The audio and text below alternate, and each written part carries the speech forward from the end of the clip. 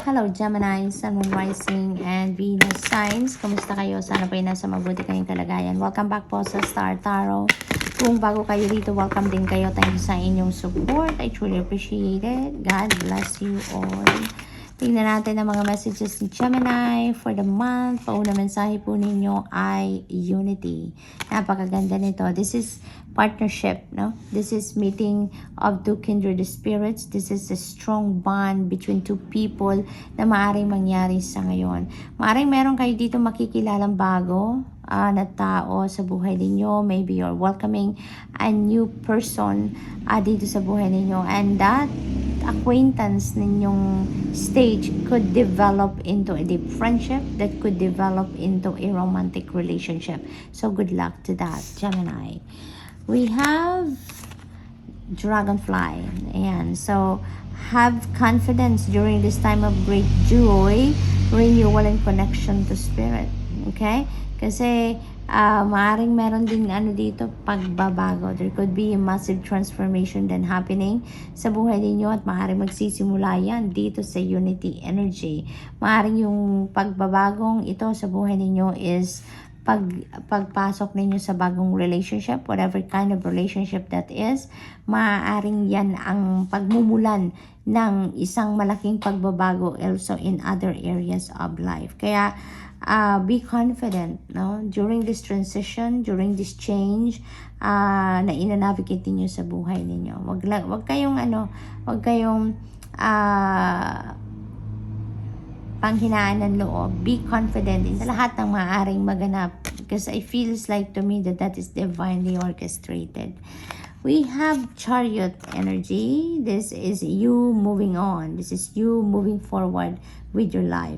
You are moving towards whatever it is that you desire sa buhay ninyo with confidence and assertiveness sa ngayon. Mas na kayo dito, mas matatag na kayo, mas nakagain na kayo dito ng more wisdom, nakagain kayo dito ng more learnings and life lessons. Kaya sa ngayon, you are more confident na, no? You are more assertive na, 'di ba? Kaya wala nang hindi kayo pagtatagumpayan dito kasi marami ang bitbit ninyong confidence and tiwala sa sarili, inspired kayo, highly motivated kayo kung saan man kayo patungo sa ngayon. Kasi parang nanggagaling kayo dito sa isang tagumpay.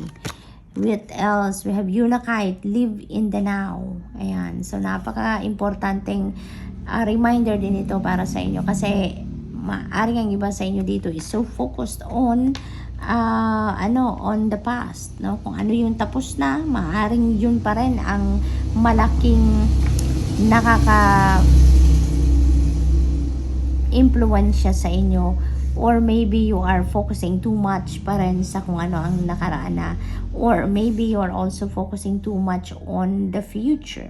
Diba? Kaya ang apanyaya sa inyo dito, live in the now, experience the now, yung present moment, doon ninyo ibuhos ang oras, atensyon ninyo. Okay? So what else for Gemini? We have Jade, be the bigger person. Ayan. So dahil kayo din naman ang mas nakakaintindi, mas malawak ang inyong understanding, mas marami siguro ang baon ninyong pasensya, kaya kayo dito yung inaanyayahan na mag-act as the bigger person. Maaring merong sitwasyon dito ang iba sa inyo na hindi masyadong maganda with another person, diba? It could be that may communication gap or miscommunication kayo with another person at hindi kayo nagkakaintindihan at this time. So kaya ito yung paanyaya sa inyo. Be the bigger person. Be more emotionally matured. At kayo na ngayon kayo na mag-initiate ng conversation. Kayo na yung mag-initiate ng reconciliation. Yung gano'n. We have Chrysocolla, start fresh. Ayan. So you are going to embrace newness dito. New experience. New situation. And maybe this is referring to this situation. Kung ano man ito na kailangan ninyo na mag-act as the bigger person. Maaaring ito yung fresh start na gagawin ninyo dahil maaaring mag-reconcile na kayo dito, makapag-usap na kayo at magkaintindihan na kayo, and you are going to start fresh sa kung anumang klaseng relasyon ang meron kayo with that person na medyo nakaalitan ninyo or nakasagutan or yung hindi kayo nagkaintindihan,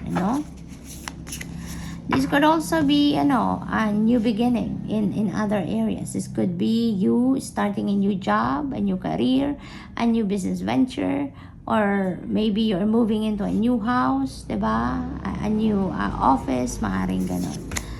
We have Enchanted Fern, Grotto, yan, refuge. Maybe you're seeking for your own refuge sa ngayon.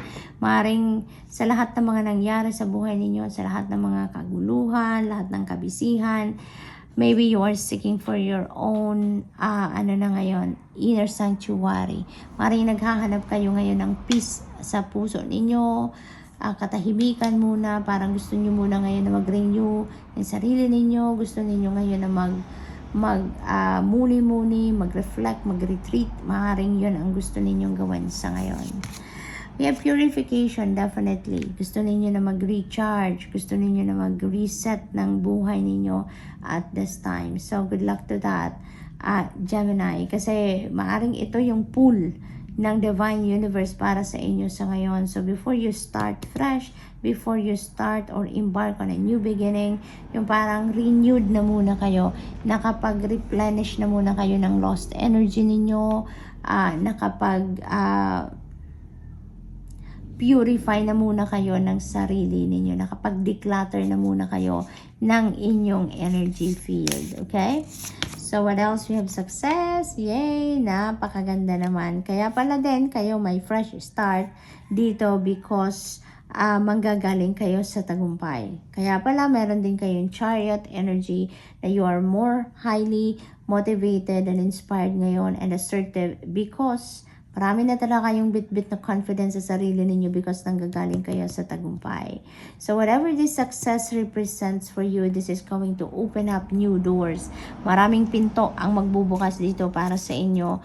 At this is the time for your expansion. This is a time for your growth, for you to thrive, for you to grow more, no? Dahil dito sa inyong tagumpay. So good luck.